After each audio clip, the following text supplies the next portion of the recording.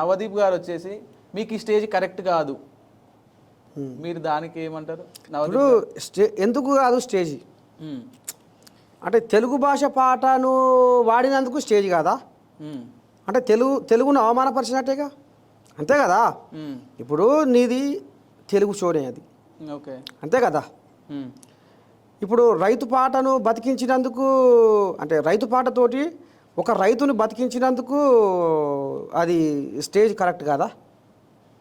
అంటే ఒక ప్రాణాన్ని బతికించే పాట అవసరం లేదు.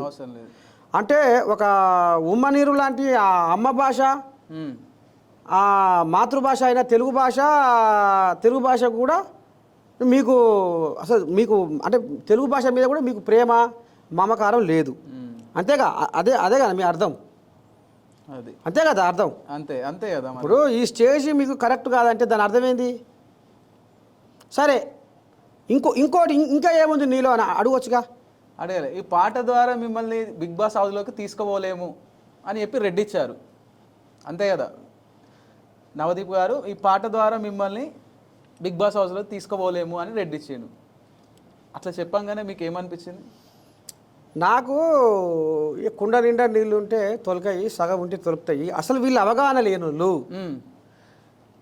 నర్సయ్య తాత అనేటోడు ఏ స్థాయికి వెళ్ళి ఏడు దాకా వచ్చిండు.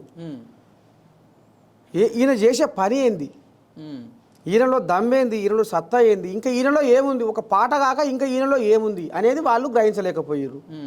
ఇక దానికి ఏదో నేను బలి మీదకి భంగపడి వాళ్ళ కాలు ముక్కి ఏరుముక్కి దండం పెట్టి ఏడ్చి తుడిచి ఏదో నేను చూపించుకోవాల్సిన అవసరం లేదనిపించింది. ఎందుకంటే భగవంతుడు అనేవాడు నారు పోసినోడు నీరు తప్పకుండా పోస్తాడు అనేది ఉంటుంది.